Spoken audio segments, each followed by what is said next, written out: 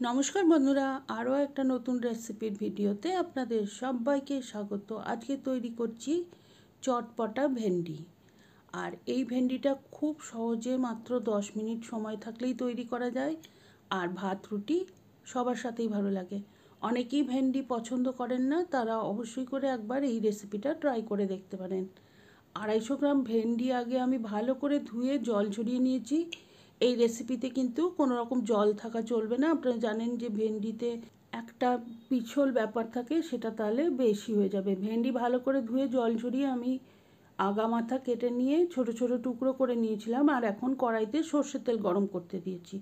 তেলটা গরম হতে হতে খুব ভালো করে কড়াইয়ের চারপাশে লাগিয়ে নিয়েছি। এখন দিয়ে দিলাম 1/4 চা চামচ হিং, দিয়ে দিয়েছি আন্দাজ মতো লবণ। এখানে কোনো মশলা সবজির ওপরে পড়বে না, সবই তেলের ওপরে পড়ছে।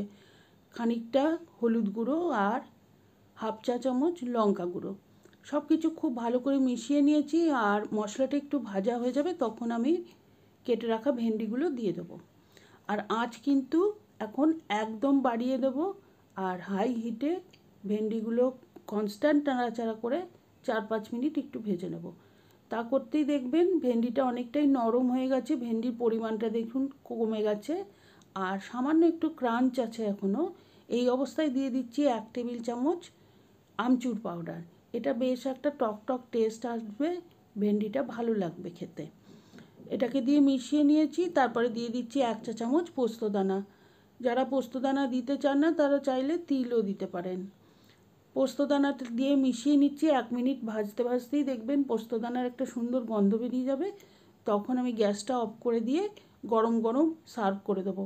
আপনারা ভাত বা রুটির সাথে খেয়ে দেখবেন, আশা করি ভালো লাগবে। তো রেসিপিটা বাড়িতে ট্রাই করবেন, কমেন্ট করে জানাবেন কেমন লাগলো। ছবি শেয়ার করতে পারেন আমার ফেসবুক পেজে। আর রেসিপি ভালো লাগলে please like, share and subscribe my channel.